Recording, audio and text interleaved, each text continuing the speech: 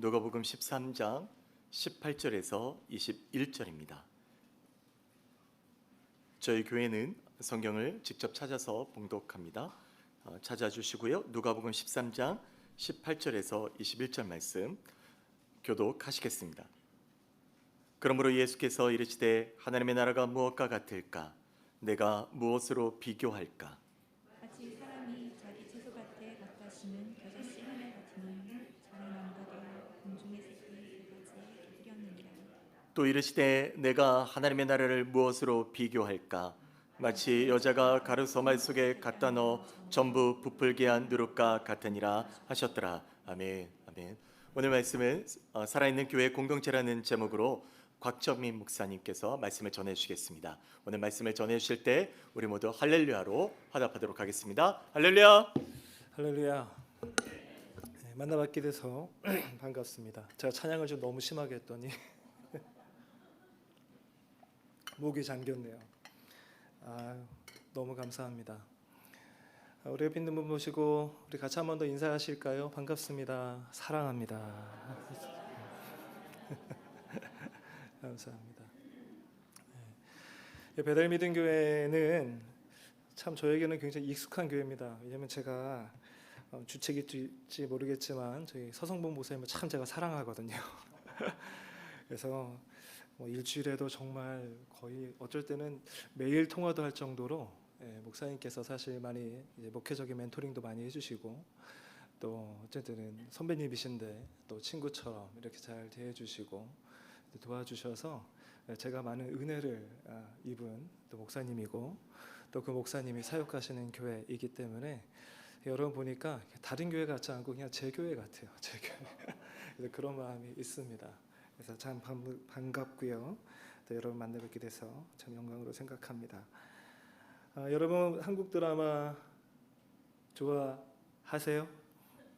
네, 교회니까 하면 안 된다고 하고 네. 저 드라마 좋아합니다. 저희 집에 딸이 둘이 있는데 큰 딸이 한국 드라마를 참 좋아합니다. 한국 드라마 보여주니까 좋은 점 하나 있더라고요. 거의 여기서 자랐는데 한국말을 정말 잘합니다. 그래서 지금 한국에 가 있는데 어떻게 얘가 한국말을 잘하냐고 드라마의 선한 영향력 때문에 잘한다고.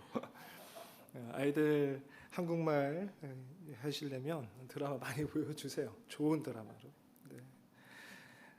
얼마 전에 낭만 닥터라는 드라마 벌써 고개를 끄덕끄덕 하시는 분들이 계세요. 했는데 그 영화배우 한석규 씨가 낭만 닥터에서 하는 이야기가 있는데 저는 굉장히 그 낭만 닥터라는 드라마를 좋아합니다. 왜 좋아하냐면 의학 드라마잖아요. 근데 제가 드라마를 보고 있다면 제가 은혜를 받아요. 사람 살리는 거잖아요. 목회자하고 똑같은 거거든요. 목회자도 사실은 영혼 살리는 일하는 사람들 아닙니까? 그러니까 보고 있으면 이게 마치 하나님의 음성처럼 들려올 때가 있어요. 그분이 이런 얘기하죠. 이제 사람들 막 죽어가는 사람 살릴 때 막 포기하려고 하면 살린다. 무슨 일이 있어도 살린다. 이렇게 하는 단어를 들을 때마다 저한테 하는 소리 같아요. 내가 살려야지. 무슨 일이 있어도 이 영혼을 살리는 일에 헌신해야지. 이런 도전을 받을 때가 많습니다. 옆에 있는 분 바라보시고 한번 해보시겠어요? 살린다. 무슨 일이 있어도 살린다. 이 드라마 볼 때마다 항상 이게 나오는 장면이 하나 있죠. 갑자기 사람이 실려 들어와요. 심정지 상태가 옵니다. 그럼 어떻게 돼요? 갑자기 그냥 의료진들이 뛰어들어가서 그냥 하면서 살리려고 굉장히 노력하는 것을 보게 되죠. 심장이 뛰어야 살 수 있지 않습니까? 최선을 다하는 그런 모습들을 보게 됩니다. 팬데믹을 거치면서 아까 목사님도 잠깐 그런 얘기 나눴고 또 여러분도 잘 아시겠지만 안타까운 한 가지 사실이 있다면 사실 많은 교회들이 이런 심정지 상태 가운데 이르는 교회들이 생겨났다는 것이죠. 또 더 나아가서 그런 심정지 상태 거의 근처까지 가서 살아가고 있는 그런 성도들도 보게 됩니다. 본인은 멀쩡하다고 얘기를 해요. 근데 이게 얘기하다 보면은 본인이 거의 심장마비 직전까지 와 있는데 영적인 심장마비 직전까지 와 있는데도 본인이 모르는 것들을 보게 되죠. 열정이 어느샌가 사라져버린 교회. 근데 여기 제가 이렇게 와서 앉아 있으면서 느낀 것은 뭐냐면 여기는 열정이 있는 교회구나 이런 생각 많이 하게 되는 것 같아요. 아멘. 그래서 아멘 하시는 거예요. 근데 많은 교회들이 또 많은 분들이 열정이 사라진 것을 보게 되죠. 저희 동네에 세탁소 이제 한 군데 계시는데 그분 교회 열심히 다니셨던 분이시거든요. 근데 팬데믹 때 이제 교회를 이제 온라인 처치하면서 자연스럽게 멈추시면서 지금 교회를 안 나오고 계신다고 그러시더라고요. 보니까 열정이 대단하신 분이거든요. 제가 그 세탁소를 가기로 좋아합니다. 가면은 정말 재밌으세요. 그래서 왔다고 갑자기 뭐 다 꺼내 오셔가지고 음료수도 주시고 뭐 먹던 땅콩도 주시고 뭐 이런 분이시거든요. 보면 열정이 대단하신 분인데 교회에 대한 열정이, 신앙에 대한 열정이 사그러진 것을 제가 보게 된 거예요. 그러니까 너무 안타깝더라고요. 그래서 교회 안 나가세요? 그랬더니 가긴 가야 되는데 이러고 계시는 거죠. 신앙의 열정이 많이 사그러진 것을 보게 됩니다. 자, 근데 여러분, 여기서 우리가 주목해야 될 것이 있어요. 교회의 문제라고 이야기할지 모르겠지만 사실 더 안타까운 것은요, 그러한 영적인 상황들을 바라보고 있는 사람들의 태도입니다. 사람들의 태도. 그런 교회가 위기를 직면하고 있고 또 옆에 있는 내가 사랑하는 성도들이 신앙적인 위기를 직면하고 있는 것을 봄에도 불구하고 많은 사람들이 표면적으로는 어떻게 하죠? 안타깝다고 이야기하지만 관심이 없어요. 관심이 없어요. 그러니까 시대적인 상황, 개인주의적인 그 우리가 흔히 듣는 그 얘기가 여러분 우리의 여기까지 들어와 있는 거예요. 너무 정말 많이 침투해 있거든요. 한국 민족이 그런 민족이 아닙니다. 여러분 신앙생활 하실 때 옛날에 어떻게 하셨어요? 내 거 다 퍼줘가면서 신앙생활 하셨지 않습니까? 그런데 지금 어떻게 돼요? 자꾸 뒤로 물러나 있는 거죠. 그리고 더 나아가서 심지어는 사단이 싹 뿌려놓은 소리에 타협을 합니다. 여기 없으면 여기 아니면 교회 없어? 이 교회 하다가 무너지면 다른 교회 가면 되지. 이런 생각을 갖고 살아간다는 것이죠.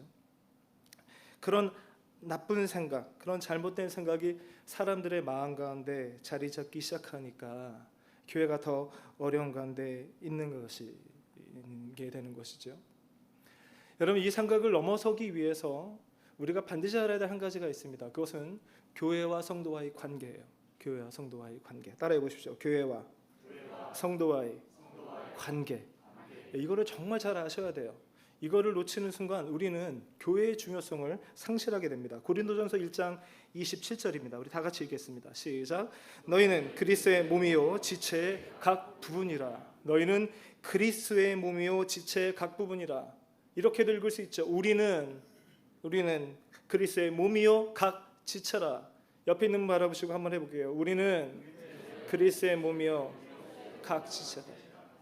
우리는 그리스도의 몸이요 각 지체라고 성경은 정의하고 있죠. 더 나아가서 에베소서의 말씀은 이렇게 예수님과 교회 성도의 관계를 이렇게 정의합니다. 에베소서 2장 20절로 22절에 이렇게 기록하고 있어요. 너희는 사도들과 선지자들의 터 위에 세우심을 입은 자라. 그리스도 예수께서 친히 모퉁이 돌이 되셨느니라. 그의 안에서 건물마다 서로 연결하여 주 안에서 어떻게 돼요? 성전이 되어가고 너희도 성령 안에서 하나님이 거하실 처소가 되기 위하여 그리스도 예수 안에서 함께 지어져 가느니라. 이 말씀이 우리에게 전달해주고 있고 이 두 구절의 말씀이 우리에게 전달해주고 있는 것은 교회와 성도와의 관계입니다. 관계. 어떤 관계를 맺고 있는지, 교회와 성도가 어떻게 연결되어 있는지를 보여주는 이 말씀이 이 두 구절의 말씀에 담겨져 있어요. 구원받은 성도는 한 명도 빠짐없이 교회와 연결되도록 부름받았습니다. 그리고 연결되어져 있습니다. 그게 교회와 성도와의 관계예요. 자, 그런데 여기서 교회는 사실 교회 안 나가는 분들이 자기의 교회 안 나가는 것들을 조금 뭐라 그럴까요? 조금 한국말 자꾸 까먹어요. 저기 하시도록 그 외면 뭐라 해야 되죠? 까먹었는데 아무튼 자기가 교회 나가지 않는 것들을 갖다가 그냥 얘기하기 위해서 뭐라고 이야기를 하냐면 나도 교회 다닌다고, 내가 온라인 가서 예배드리면 우주적인 교회에 다니는 거 아니냐고, 교회 아니냐고 이런 얘기를 할 때가 있다라는 거죠. 근데 여러분 잊지 마십시오. 성경에서 말하고 있고 신약 성경에서 얘기하고 있는 교회는 다 지역교회입니다. 우주적인 교회는요, 정말 전체적인 얘기를 할 때에 하는 거예요. 그러니까 우리가 종말론적인 얘기를 할 때 하나님께서 우주적인 교회를, 예수님께서 우주적인 교회를 이야기를 해요. 그런데 교회에서 특별히 우리가 읽고 있는 신약 성경에 또 사복음서에 또 사도행전에 또 우리가 읽는 서신서에 나오는 교회는 전부 다 지역 교회를 이야기하고 있어요. 그래서 그 얘기는 무엇이에요? 예수님께서 우리가 구원을 받았다. 그러면 하나님께서 교회를 어디다 두신다? 성도를 어디다 두세요? 지역 교회에 두신다라는 거예요. 우리가 읽었던 아까 그 두 구절의 말씀은 고린도 교회를 향한 말씀이고 에베소에 있는 교회를 향한 말씀이에요. 거기에 있는 지역 교회의 성도들에게 주신 말씀이라는 거죠. 연결되어져 있다라는 거예요. 관계가 연결되어져 있다. 그렇기 때문에 아직도 팬데믹이 끝났음에도 불구하고 온라인 예배를 드리며 나도 교회 나가는 거야라고 얘기하는 그런 분들이 있다면 여러분 가셔서 책망하시라는 게 아니에요. 권면해 주십시오. 아니지, 그래도 나와야지. 수단과 방법을 가리지 마시고 끌고 오세요. 지역교회로 오도록 인도하셔야 됩니다. 그리고 이것이 교회야 라고 하면서 그 지역교회, 그런 우주적인 교회라고 얘기하는 그런 것들, 온라인 예배가 드릴 수 없었던 그 부분들, 어깨를 부딪혀가며 때로는 얼굴도 붉힐 수 있지만 그럼에도 불구하고 살맛이 나는, 현장에서만 느낄 수 있는 그 하나님의 공동체 주시는 그 독특함과 그 은혜를 누릴 수 있도록 여러분 격려해 주시고 나오도록 도와주셔야 된다는 겁니다. 물론 하나님께서, 저는 그렇게 생각해요. 온라인 예배, 하나님께서 일반적인 은혜 가운데 저는 허락하신 부분이 있다고 생각해요. 몸이 아프신 분들, 정말 교회 나오고 싶은데 못 나오신 분들이 있잖아요. 저는 그런 분들 위해서는 하나님께서 주신 좋은 도구라고 생각을 합니다. 그러나 내가 나올 수 있다면 당연히 같이 모여야죠. 같이 모여서 하나님의 교회를 세워가야죠. 온라인 교회 좋아하고 또 유튜브에 나오는 그 수많은 성경적인 지식들 열심히 들으십시오. 그런데 여러분 잊지 마세요. 그 많은 것들을 들어도요, 그것이 내려와서 삶으로 워킹하지 않으면 여러분 우리 모두가 소피스트와 같은 궤변론자들이 될 수 있다는 사실을 잊지 마시기 바랍니다. 보면 참 말 잘해요. 근데 교회는 안 나간대요. 신기하죠? 신기하지 않습니까? 보기에는 훌륭해 보여요. 근데 싫은 거예요. 왜? 부딪히기 싫으니까. 많이 해봤는데 알죠? 저도 알죠. 잘 압니다. 무슨 이야기하는지 잘 압니다. 그런데 여러분 물러나시면 안 돼요. 교회 공동체는 하나님께서 성도를 세우기로 결정하신, 세워서 성장시키기로 결정하신 아주 중요한 공동체입니다. 하나님은 여전히 교회를 사랑하시고 여전히 지역교회에 소속한 우리들을 통하여서 하나님의 나라를 세워가실 것입니다. 그러니까 자꾸 그냥 온라인에 떠도는 지식 가득해가지고 맨날 무슨 AI처럼만 지식만 얘기하는 그런 모습 갖지 말라는 거죠.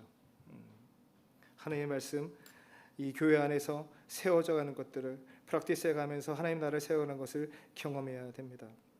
성도는 지역교회의 한 몸으로 한 지체를 맺고 예수님과 연결되어 살아갈 때 하나님 나라의 영원한 목적과 그 신비를 발견할 수 있게 돼요. 혼자서는 절대 죽었다 깨나 발견 못합니다. 못해요. 그게 여러분이 읽고 있는, 우리가 읽고 있는 신약 성경이 이야기하고 있는 바예요. 하나님 나라의 영원한 목적은 교회 안에서 발견할 수 있습니다. 교회 안에서. 여러분 한번 기회가 되시면 제가 도전합니다. 다음 주에 에베소서 1장부터 6장까지 얼마 안 되거든요. 그냥 앉아서 쭉 읽어보세요. 아마 제가 볼 때 30분도 안 걸릴 겁니다. 근데 1장부터 6장까지를 쭉 보면서 한 발짝 뛰어서 1장부터 6장까지 하는 말씀을 쭉 봐보세요. 하나님의 영원한 목적이 개인의 구원과 그리고 공동체와 사회 가운데 연결되는 것을 정말 잘 표현하고 있거든요. 그것이 이루어지는 지역교회 현장에 우리를 불러주신 거예요. 그래서 우리를 세워가기 원하신다는 거죠. 그렇기 때문에 여러분 우리는 그 교회, 우리가 몸담고 있는 이 교회, 베델 교회를 그 살아있는 교회로 정말 하나님의 말씀이 워킹하며 나의 심장을 고동치게 만드는 그런 교회를 세우기 위해서 노력하셔야 된다는 것이에요. 그냥 따라가려고 하지 마시고요. 노력하셔야 돼요. 인간은 죄인입니다. 인간은 죄인이기 때문에 될 것 같죠? 안 됩니다. 우리가 많이 속고 있어요. 많은 사람들이 하는 가장 속임수 중에 하나가 뭐냐면 하나님 은혜 주시면 제가 언젠가 변화될 거예요 라고 하면서 죽을 때까지 기다립니다. 진짜예요. 다 주셨잖아요. 요즘처럼 성경도 주시고 요즘처럼 은혜의 방편을 주신다가 어느 시대에 있었어요. 요즘처럼 이 한인 이 지역의 교회가 얼마나 많습니까?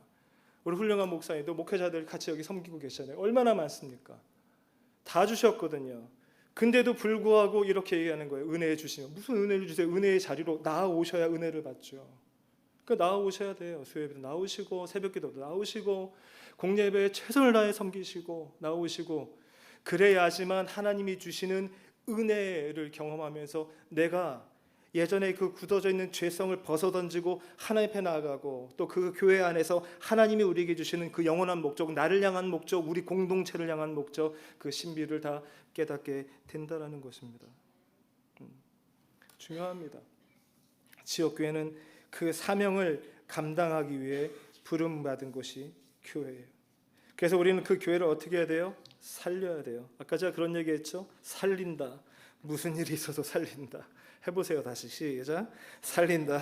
무슨 일이 있어도 살린다. 교회를요. 교회는 참 신비로워요. 하나님께서 전적으로 다 하실 수 있을 것 같거든요.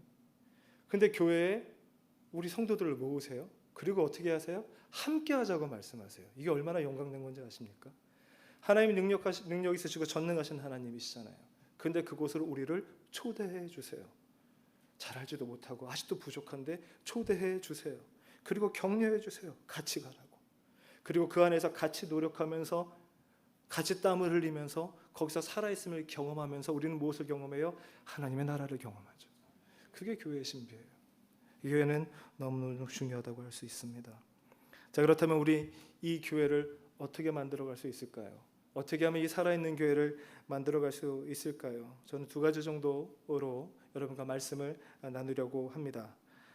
원론적인 얘기는 조금 안 하려고 합니다. 왜냐하면 이 원론적인 얘기는 우리 목사님께서 너무나 많이 강조하실 부분이 있기 때문에 저는 여러분과 좀 더 이렇게 프랙티컬한 파트에 대해서 좀 더 나눠보려고 합니다. 살아있는 교회를 세우기 위해서 교회에 필요한 것, 그 첫 번째는 비전이라고 말할 수 있습니다. 비전. 아주 분명하고 선명한 비전은 교회가 살아있는 교회 공동체로 세워져 갈 수 있도록 도울 수 있습니다. 여러분 교회 공동체를 한번 생각해 보십시오. 옆에 있는 분 잠깐 한번 봐보세요. 여러분과 똑같이 생기셨습니까? 다르죠? 많이 다릅니다. 아마 자녀들을 키워보신 부모님들마다 이 말에 아주 공감하실 텐데, 너무 다르다고. 잘할 때는 내 편, 내 자식, 다를 때는 너 자식 이렇게 되잖아요. 너의 자식 이렇게 되잖아요. 달라요. 저도 자녀를 키워보니까 달라요. 많이 다르더라고요. 그렇게 다른데 여러분, 이 교회가 얼마나 다른 사람들이 모인 곳입니까? 여자, 남자, 여성, 남성으로 다 모여 있죠. 나이도 다 다르시죠. 그죠? 직장도 다 다르시죠. 경험한 것도 다 다르시죠. 교육을 받은 것도 다 다르시죠. 말 그대로 멜팅팟이에요. 다 모여 있어요. 그것이 교회입니다. 그렇기 때문에 교회가 사실은요, 하나 되기 힘듭니다. 그렇게 모여 있는데 어떻게 하나 되기가 쉽겠어요? 우리는 사실 하나됨을 이야기할 때 어쩌면 굉장히 꿈 같은 이야기를 하고 있을 수도 있어요. 이렇게 다양한 사람들, 같이 오래 산 부부도 하나 되기 힘든데, 와가지고 이제 몇 번 보고 같이 몇 개월 만난 이 사람과 하나 된다? 당연히 어렵죠. 당연히 어렵죠.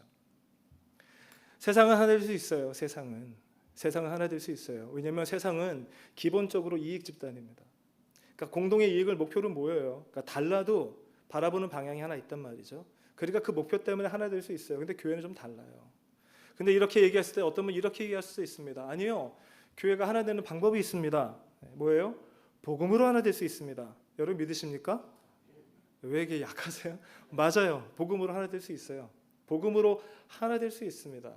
자, 그런데 복음으로 하나 될 수 있는 그 교회가 왜 복음으로 하나 되는 게 그렇게 어려울까요? 여러분 그런 생각 해보셨습니까? 모든 교회들이 복음에 대해서 알고 있잖아요. 복음을 강조하잖아요. 얼마나 목회자들이 올라가서 복음을 강조합니까? 근데 그 복음을 받아들이고 복음을 아는 교회가 하나 되기가 힘들어요. 왜일까요? 그런 복음을 받아들이는 사람들의 태도가 잘못되어 있기 때문에요. 태도가. 어떤 태도를 갖고 복음을 받아들이냐에 따라서 교회 공동체에 하나됨과 하나되지 않으면 결정될 수 있다는 것이에요. 교회 공동체가 하나됨을 잃어버리고 하나됨을 상실할 때 일어나는 대표적인 전조증상들이 있어요. 그게 무엇이냐면 그 복음을 예수님께서 말씀하셨던 나가서 복음을 전하고 어려운 사람을 돕고 그 사명감으로 접근하는 것이 아니라 그 복음을 나의 복음, 나의 구원으로 한정시키는 특징을 갖고 있어요. 그러니까 나만 구원받으면 된다는 거예요. 아니 좀 더 나아가서 내 자식 구원받고 내 부모 구원받으면 그 정도에서 자꾸 만족하려고 한다는 것이죠. 그것만 하면 모든 것을 다 이룬 것 같은 생각을 갖고 살아간다는 것이죠. 근데 그것이 여러분 교회가 하나됨이 무너지는 전조 증상이라고 얘기했어요. 복음은 주어졌는데 그 복음을 들고 나만 생각하고 있는 것이에요. 나의 시야가 이렇게 좁아져 있는 것이죠. 이게 어떤 일이 일어나겠어요? 옆에 있는 사람 바라볼 수 없죠. 조금만 힘들고 나랑 다르면 용납하기 싫죠. 교회가 한두 개야? 떠나죠. 이게 우리가 좀 처하고 있는 현실이죠. 뭐가 달라졌어요? 복음은 똑같아요. 근데 사람들의 태도가 지금 달라져 있는 것을 보게 되죠. 그 태도에 따라서 교회 공동체의 하나됨은 바뀌어지게 되어 있어요. 자, 근데 여기서 보세요.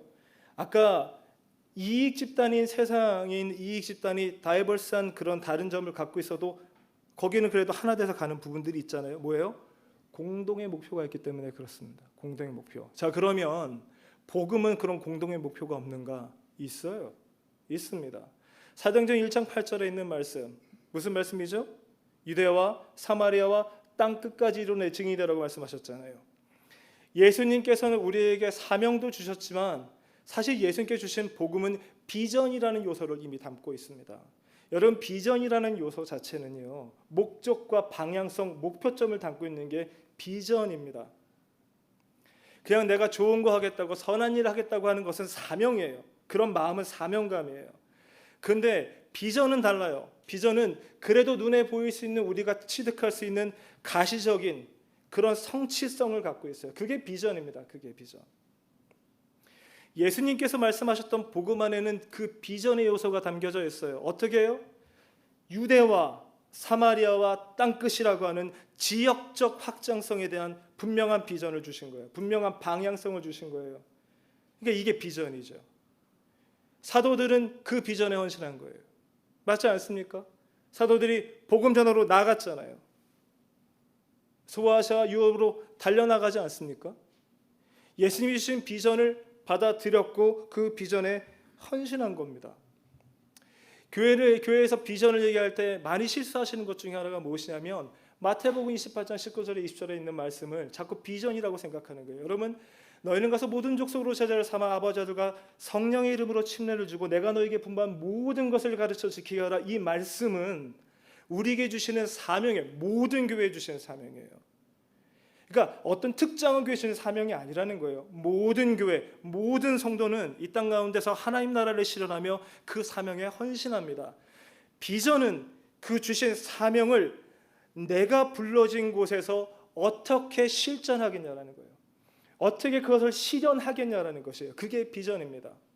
다시 말하면 베델 믿음 교회를 하나님께서 이 땅 가운데 주셨잖아요. 비포드 지역에 주셨지 않았습니까? 그러면 하나님께서 이 지역 사회 안에서 이 교회 안에 주신 분명한 비전이 있다라는 것이에요. 근데 왜 우리가 그걸 발견하지 못합니까? 안 쳐다보거든요. 거기에 대해서 진지한 고민을 하지 않거든요. 성경적인 얘기 좀 더 하겠습니다. 성경의 내용을 말씀을 이렇게 볼 때마다 가끔씩은 스텝백해서 보세요. 여러분 사도 바울이요 그냥 사명에 헌신한 게 아닙니다. 비전에 헌신했어요. 사도 바울이 어떻게 돼요? 소아시아와 유럽으로 달려가죠. 그 소아시아 유럽으로 달려갈 때 사도행전 13장에서 어떻게 돼요? 안디옥 교회가 파송을 합니다. 우리와 같은 교회예요. 안디옥 교회가 어떻게 해요? 같은 비전을 공유한 겁니다. 그 비전을 발견한 것이에요. 그러니까 그 비전을 향해 달려가죠. 사도 바울이 선교 현장으로 나가는 유럽으로 나가는 서아시아로 나가는 그 사도 바울의 그 마음 속에는요 이미 복음을 증거했을 때 구름대처럼 몰려들 하나님께서 택정하신 그 사람들에 대한 분명한 환상이 있었어요. 그 환상이 없으면 못 가죠. 어떻게 가겠어요? 지금처럼 자동차 타고 비행기 타고 가는 시대가 아니잖아요. 어떻게 헌신하겠습니까? 구약에 나오는 느헤미야도 마찬가지입니다. 느헤미야가 성벽 재건에 대한 비전을 받게 되죠. 예루살렘 향으로 향해요. 이미 사실 망한 나라였어요. 유대는 성벽 하나 재건해서 뭐 할까라는 얘기도 들을 만큼 그런 나라였단 말이에요. 그런데 그렇지 않았어요. 느헤미야는 비전을 테이크합니다. 그리고 사실 불가능했거든요. 사실 현실적으로 너무너무 불가능해 보였지만, 그러나 달려가는 그의 생각 속에는 사명감과 더불어서 머릿속에 뭐예요? 성벽에 대한 청사진이 이미 존재했다라는 거죠.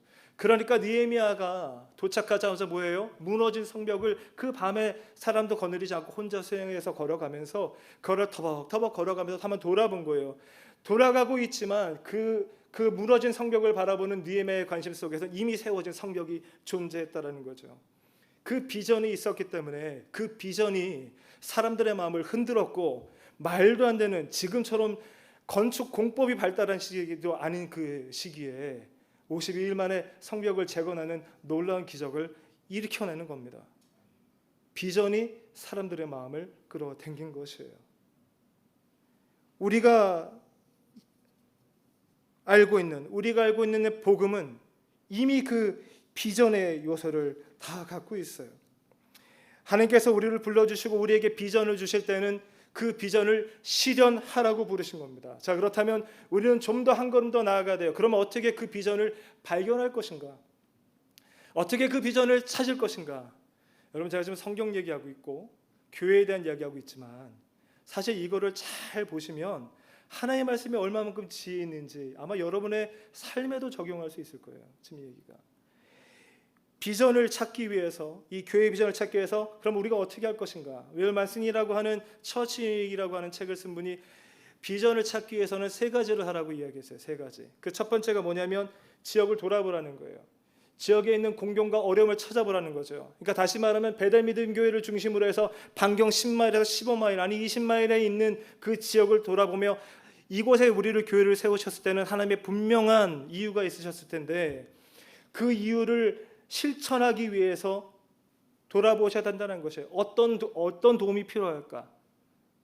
우리를 이곳에 모아주셨는데, 여러분 다 모아주셨잖아요. 우리 교회를 모아주셨는데 어떤 도움을 줄 수 있을까? 그런 것을 돌아보기 시작한다는 거죠. 일부 목회자만, 일부 교회만 돌아보는 것이 아니라 여러분 눈을 불을 켜고 찾아보세요. 안 보니까 안 보이는 거예요. 도우려고 찾기 시작하면 도울 때가 너무 많아서 잘 돕는 게 문제다라는 생각을 하게 됩니다. 그러니까 찾기 시작하면 하나님께서 보게 하시겠죠. 리더들과 함께 모든 교회가 그것을 찾기 위해서, 하나님 부르신 그 사명을 이루기 위해서 찾기 시작해야 된다는 거죠. 두 번째는 무엇이에요? 교회가 갖고 있는 잠재력입니다. 포텐셜이에요. 포텐셜. 옆에 있는 분 바라보세요. 그리고 저 따라 한번 해보세요. 내가 한때는 능력이 있었는데, 실력이 있었는데. 한때는이 아니고요, 지금도 갖고 계세요. 아멘. 이때 아멘 하셔야 돼요. 자신감 아멘 하셔야 돼요. 모든 사람은 연령과 상관없이 하나님이 주신 포텐셜을 갖고 있습니다. 이거 성경적인 얘기예요. 하나님께서 교회 성도들을 모아주실 때 뭐라고 얘기해요? 은사를 주신대요. 능력을 주신대요. 태생적으로 타고난 은사가 있을 수도 있고, 하나님께서 교회를 돕기 위해 목사와 교사와 전도자처럼, 우리 전도자들처럼 주시는 은사가 있을 수도 있어요. 분명한 것은 하나님께서 교회 공동체를 통해 하나님 나라를 세우기 위하여서 꼭 필요한 것을 손에 딱 쥐어주고 가봐라고 하신다는 거예요. 이게 잘 워킹 안 하는 것은 쥐어주고 가봤는데 자꾸 숨기고 있으니까. 다 주셨어요. 다 주셨단 말이죠. 그 얘기는 무엇이냐? 교회가 갖고 있는 잠재적인 역량들을 잘 체크하기 시작하면 우리 교회가 무엇을 할 수 있는지에 대한 그런 가능성을 보게 된다는 것이죠. 아무리 작은 교회도 그 가능성을 다 갖고 있습니다. 제가 예배 때도 그 얘기 들었는데, 저희 교회가 개척을 하면서 처음에 첫 성도로 보내주셨던 성도가 참 목회자로 참 이렇게 뭐랄까요, 참 창피한 일이기도 하지만, 전 저희 교회가 개척하면서 저희 교회를 개척했을 때 첫 성도가 장애인이 올 거라고는 한 번도 생각해 본 적이 없어요. 한 번도. 근데 저희 교회 첫 성도가 장애인이었어요. 하반신을 못 움직이는 아이였습니다. 그리고 나서 좀 있다가 어떤 일이 벌어지냐면, 교회에 오는데 저희 교회 근처에 학교가 있거든요. 대학교가. 근데 거기 대학교에 PT 과목이 있습니다. 그 학생들이 오네요. 그럼 저희 교회는 어떤 교회가 됐죠? 그런 장애인 사역을 할 수 있는 역량을 가진 교회가 된 거예요. 인원 얼마 안 되는 교회였어요. 개척교회가 얼마나 많았겠어요? 근데도 불구하고 하나님께서 그 영향을 보시더라고요. 문제는 저였어요. 제가 그걸 못 봤다라는 거. 그러니까 자꾸 우리는 세상에서 얘기하는 교회만 바라보려고 하죠. 처치 유닉이라고 하는 그 저자는 교회의 유닉성을 이야기하면서 모든 교회는 독특성을 갖고 있다고 얘기합니다. 저는 그 말에 전적으로 아니 100% 1000% 동감합니다. 저는 맞다고 생각해요.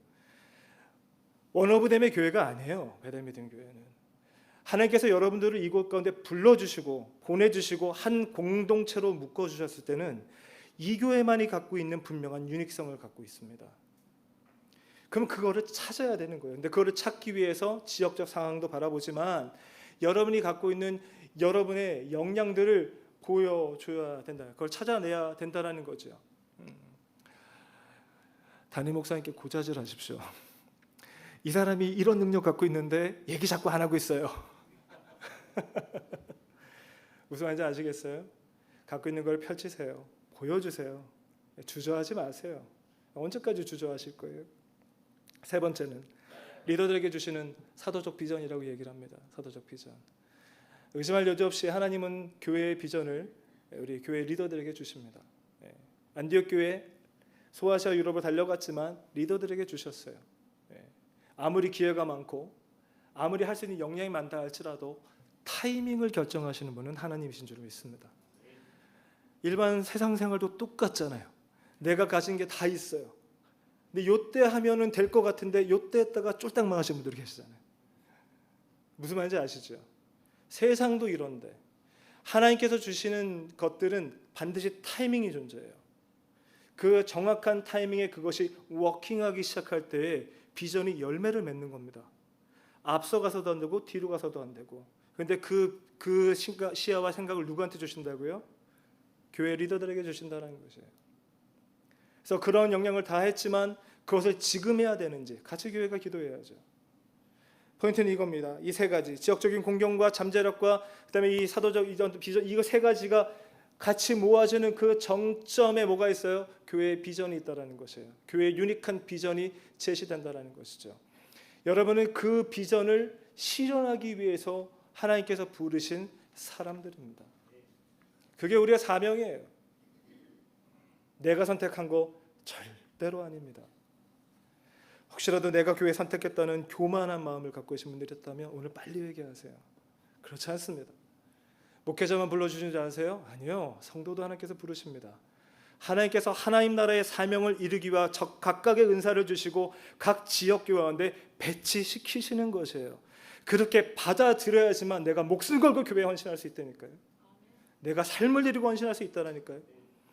그거를 자꾸 놓쳐버리니까 여기 아니면 다른 데 가도 자꾸 이런 생각 가운데 빠져 사는 거예요. 누구 좋은 일만 시킵니까? 사단 좋은 일만 시키는 겁니다.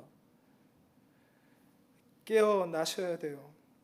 하나님이 주시는 분명한 이 콜링, 분명한 목적, 분명한 비전을 발견하시고 그 아래 내가 무엇을 해야 될까 고민하기 시작할 때에 밤잠을 설치는 일이 일어나기 시작하는 것이에요. 여러분 교회에서 같이 나눈 그 비전을 이루어가는 일 때문에 밤잠을 설쳐봤던 경험을 갖고 계셨던 분들이 계세요? 소시적에는 아니요, 지금 다시 일어날 수 있어요. 여러분이 만약 한 걸음만 앞으로 나올 수 있다면, 하나님께서 주시는 그 비전 앞에, 지역교회에 부르시고 나를 부르시는 그 사명 앞에 한 발자국만 나올 수 있다면 하나님께서 여러분을 통하여 하나님의 나라를 세워가는 것을 발견해 줄 줄을 믿습니다. 그것이 교회를 살리는 방법이에요. 자, 두 번째, 살아있는 교회가 되려면 어떻게 해야 되는가? 교회 안에 동역의 문화가 일어나야 됩니다. 동역의 문화. 우리 빌립보서 1장 5절에 있는 말씀 같이 좀 읽어볼까요? 그런 일에 참여하고 있기 때문이라. 여러분 교회에 대해서 이야기하고 교회론을 공부할 때 아마 한 번쯤은 들어보실 만한 단어가 코이노니아라는 단어입니다. 펠로십으로 많이 번역이 되죠. 그래서 교회의 친교의 중요성은 뭐 제가 얘기 드리지 않아도 여러분 너무 잘 알 것이라고 생각합니다. 자, 그런데 이 펠로십이라는 단어, 친교라는 단어가 사실은 주후 1세기와 지금 많이 바뀌어졌다는 것을 여러분 알고 계십니까? 우리는 친교라는 이야기를 하고 펠로십이라는 이야기를 하면 사실 성도 간에 어떤 우정을 나누고 또 같이 기뻐하고 즐거워하는 그 정도의 컨셉으로 많이 생각하고 이해하시지 않습니까? 근데 이 단어가 주 1세기 때 사용될 때는 달랐어요. 주 1세기 때의 이 코이노니아라는 단어는 상업적인 용도로 많이 사용되었다고 그래요. 상업적인 용도. 그러니까 어떤 용도냐면 사업을 같이 두 사람이 모입니다. 근데 뭐 하려고 모이냐면 비즈니스 하려고 모이는 거예요. 비즈니스하고 모여서 어떻게 해요? 우리 사업을 같이 합시다. 동업을 같이 합시다 라고 할 때 쓰여졌던 단어가 코이노니아 펠로십이라는 단어였다는 것이죠. 근데 우리가 비즈니스 하면 좀 이렇게 생각할지 모르겠지만 반대로 생각하면 비즈니스 같이 하는 게 뭐가 문제인데요. 동업을 같이 하게 되면 어떻게 해요? 내 거 내놓아야죠. 내가 가진 거 다 같이 해야 되잖아요. 그래야 동업이 되지 않습니까? 맞지 않아요? 그런 의미에서의 나쁜 의미에서의 이득만 그게 아니라 같이 뭔가 해가지고 성공을 좀 이루어 봅시다. 같이 한번 동업해 봅시다. 그게 쓰여졌던 단어가 코이노니아라는 단어예요. 근데 그 단어가 지금 어디에 쓰여져 있어요? 우리가 읽고 있는 성경의 펠로우십이라는 단어, 교제라는 단어로 쓰여지고 있다는 것이죠. 그래서 이 말을 갖다가 동업이라고 하면 좀 안 맞고 우리에게 좀 적용되는 단어로 바꿔보면 그게 뭐예요? 동력이라는 단어라는 거죠. 그러니까 성경에서 말하는 코이노니아라는 것은 어떻게 돼요? 같이 모여서 교제를 나누지만 동력이라는 것을 전제하는 단어라는 것을 우리가 알 필요가 있다는 것이죠. 여러분, 복음을 위한 일에 참여하는 것, 우리 빌립보서 1장 5절 다시 한번 띄워주시고요. 여기 보면 너희가 첫날부터 이제까지 복음을 위한 일에 참여하고 있기 때문이라고 하는데 저 말씀 중에 저 참여한다는 저 단어가 코이노니아 교제라는 단어입니다. 그러니까 다시 말하면 신약교회 때의 교제, 펠로십을 이야기할 때는 뭐냐면 그냥 그저 모여가지고 우정을 나누고 같이 떡을 띄고 좋네요 라고 하는 그 정도의 수준으로 사용되지 않았다라는 거예요. 복음이라고 하는 분명한 목적, 분명한 그 공동의 비전을 실현하기 위해서 같이 모여서 교제를 나누었던 것, 그것이 펠로십이라는 단어, 교제의 진정한 의미라는 거죠. 여러분 교회에 오셔서 그냥 모여서 하하호호 그거를 교제라고 생각하신다면 오늘부터 빨리 내려놓으세요. 그거는 그냥 만남이에요. 그냥 엔조이하는 거예요. 여러분 성경적인 지지를 절대로 받지 않습니다. 교회에서 쓰여진 이 성경에 쓰여지는 교제라는 단어가 쓰여질 때마다 그 펠로십은 공동의 목적인 하나님 나라를 이 땅에 실현하기 위한 복음을 실현하기 위한 복음을 전파하기 위한 그 사명감 가운데 같이 모여서 한 방향을 바라보며 같이 땀을 흘려가며 교제를 나누는 바로 그런 의미로 쓰여진 단어가 이 펠로십이라는 단어라는 것을 잊지 마셔야 합니다. 그래서 교회는 어떻게 돼요? 살아있는 교회가 되려면 어떻게 됩니까? 이런 거룩한 이 교제의 문화가 일어나야 된다는 것이죠. 이런 공동의 이런 동역의 문화가 일어나야 할 때에 교회는 살아있는 교회가 된다는 겁니다. 여러분 살아있는 교회를 꿈꾸지 않으십니까? 이왕에 여러분 베들 믿음 교회를 다니신다고 하면 이 교회가 좀 그런 뭔가 좀 영적으로 뛰는 그런 생동감을 경험하고 싶어서 오지 않으셨어요? 누가 그거 싫어하겠어요? 목사님 저도 좋아. 다 원하죠. 근데 그 생동감 있는 교회를 만들기 위해서 어떻게 해야 돼요? 동역의 문화가 일어나야 된다는 거예요. 동역의 문화. 그 동역의 문화가 일어날 때 교회가 살아있는 교회가 된다는 것이죠. 교회에서 목장 모임하고 소그룹 모임하다 보면 간혹 신앙이 약하고 믿음이 약한 분들이 이런 얘기할 때가 있어요. 오늘도 하루 종일 아침에 가서 예배 그것도 한 번, 두 번 이렇게 드렸는데 또 저녁까지 와가지고 또 예배 드린다고 목장 모임에서 그런 분 얘기하시는 분들 있어요. 그럴 수 있습니다. 이해해요. 무슨 말인지 알죠. 어떤 의미인지 알죠. 그런데 여러분 그 말에 현혹돼서 넘어가시면 안 돼요. 여러분 교회의 모임은요. 따라해보세요. 교회의 모임은 교회의 모든 모임은 공적인 모임이다.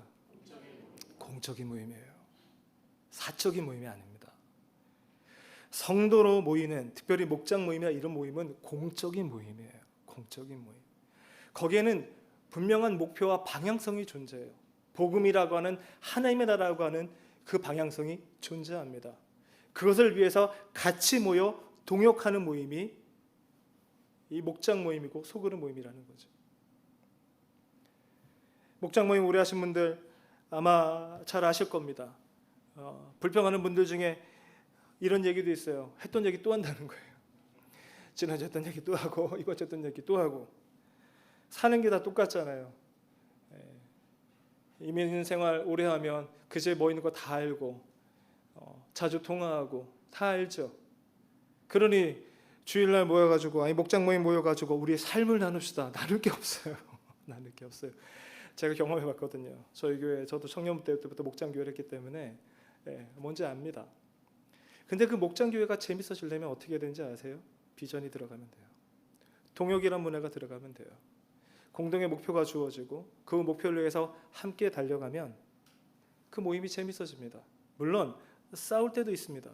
저는 이렇게 얘기 드리고 싶어요. 싸우면 어때서요?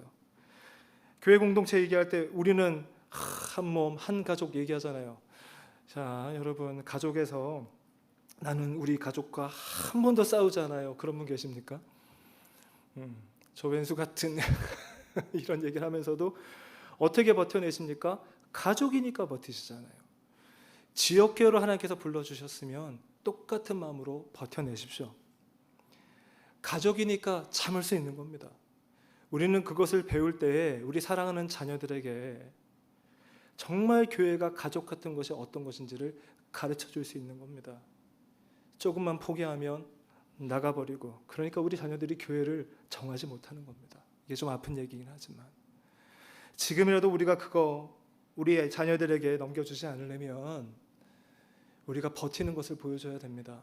조금 안 맞아도 힘들어도 참고 버티고 삼키려고 노력하고 용납하려고 노력하고 그러다 보면 웃게 될 날이 있지 않을까요?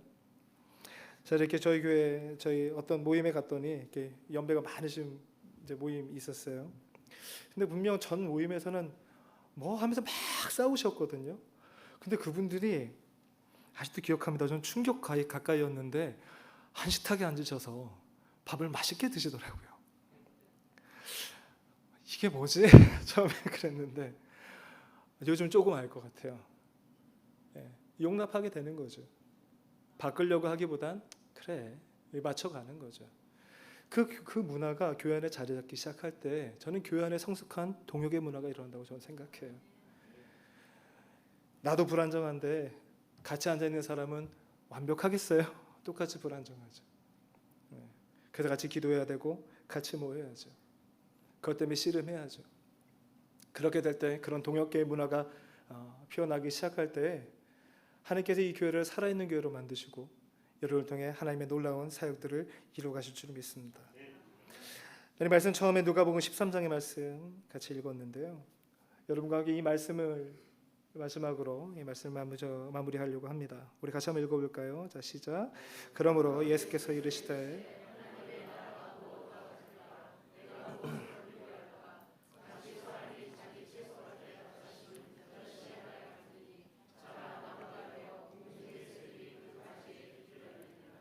또 이르시되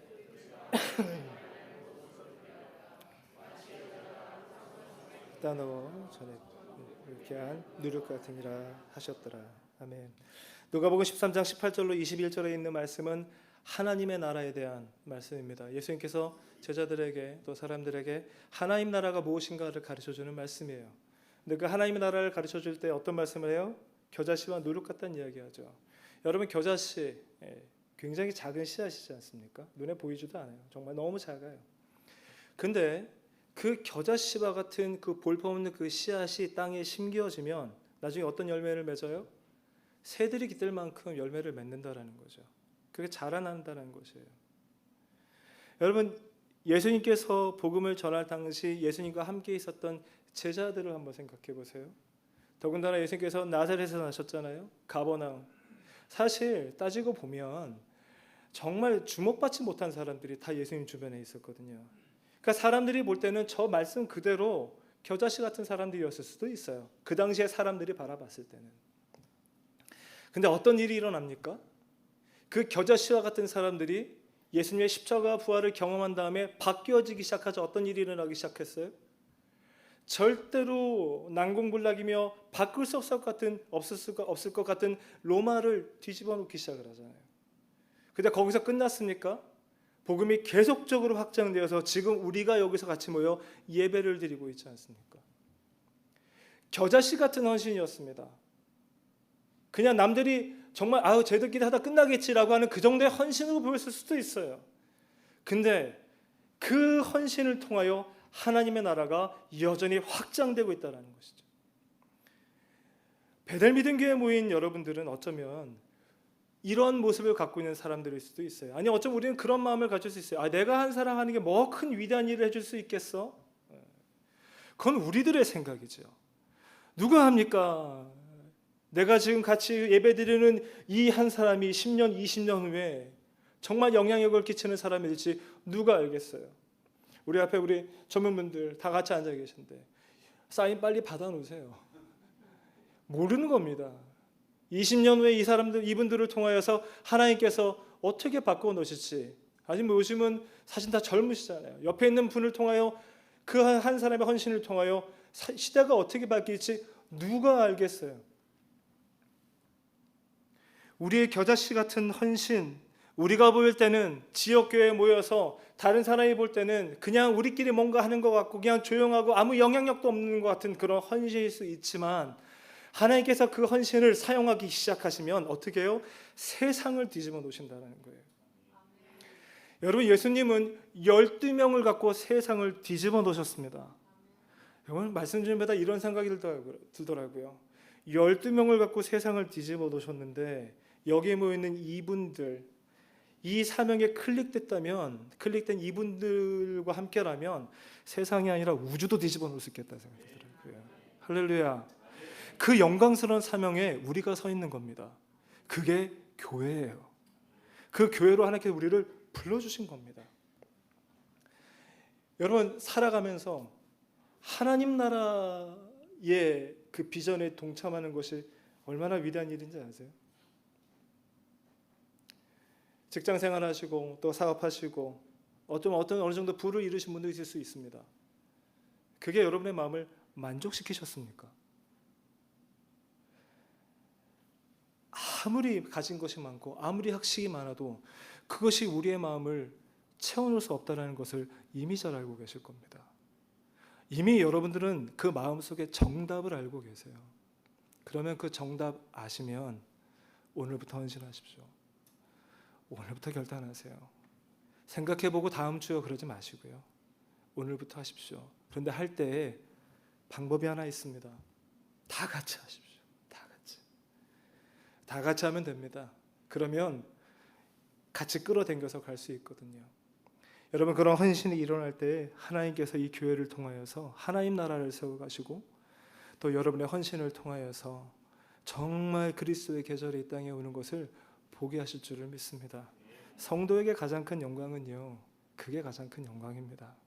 나중에 하나님 앞에 서실 때에 우리는 다 쓰게 될 텐데 여러분 서서 무슨 얘기 하시겠어요? 그래도 제가 몸부림이라도 쳐다왔습니다. 그런 얘기 드리지 않아야겠어요? 언제까지 자꾸 뒤로 치우치고 자꾸 도망가고. 겸손도 아니고요. 이제 제가 보니까 게으르고 나태하고 교만해진 겁니다. 하나님께서 부르셨을 때, 이 교회로 모아주셨을 때는 하나님께서 분명한 사명을 갖고 불러 모아주셨습니다.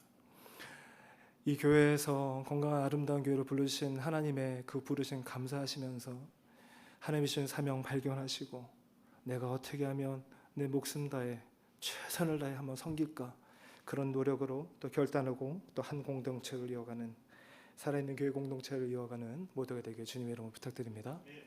아멘. 자, 우리 여러분 같이 한번 찬양 하나 하고요, 같이 기도하려고 하는데요. 제가 아까 찬양 보다가 곡을 좀 바꿨습니다. 주여와는 강다시도다 라는 찬양을 여러분과 한번 좀 같이 힘차게 불러봤으면 좋겠다.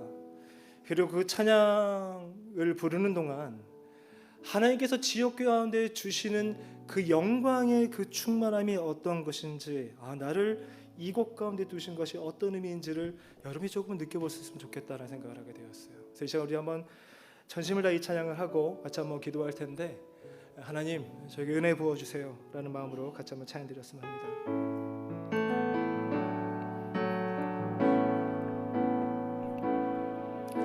주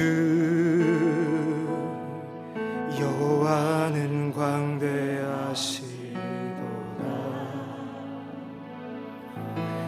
거룩한 하나님 성에서 주의 크신 이름 높이며 우리에게 행하신 위대한 일 감사하세. 오 주의 신실하신 그 사랑 온 땅과 하늘 위에 계셔 홀로 영원하신 이름. 우리 주님께서 2000년에 부어주셨던 예수 그리스도의 십자가의 은혜, 만약 그 사도들이 그 사명을 감당하여 그 비전을 감당하여 복음을 온 유대와 사마리아 땅끝까지 전하지 않았다면 우리 중 누구도 여기서 복음을 들을 수 있는 자는 없었을 것입니다. 그 위대한 사명, 그 비전 감당하라고 하나님께서 한 교회로 묶어주시고 그 사명 감당하라고 우리에게 동역의 은혜를 주신 줄을 믿습니다. 살아계신 하나님 아버지, 여기 모여있는 베델의 모든 식구들, 이 베델 믿음 교회의 모든 식구들을 주님께서 축복하여 주시고 도전하여 주시고 하나님 아버지, 게으름과 실직의 그 모든 벽을 털어버리고 다시 주님께서 부르시는 영광의 자리로 나오며 헌신의 자리로 나오게 하여 주셔서 하나님, 우리의 작은 헌신을 통하여 하나님께서 하나님의 나라를 세워가시고 하나님, 비록 겨자씨 같은 헌신으로 보일 수 있지 모르겠지만 훗날 하나님 주님과 함께 하나님과 함께 열매가 맺고 새들이 깃드는 그 놀라운 은혜를 경험하고 정말 하나님과 함께 기뻐하는 그 은혜를 경험할 수 있도록 인도하여 주시옵소서. 이 일에 헌신하기 원합니다. 이 일에 우리의 생명을 드리고 인생을 드리기 원합니다. 주여, 우리에게 도전하여 주시고 우리의 연약함 성령께서 붙들어 주셔서 그들을 잘 감당할 수 있도록 주님 도우시고 함께하여 주시옵소서. 귀한 은심을 감사하며 이 모든 말씀 살아계신 예수님 이름으로 기도합니다.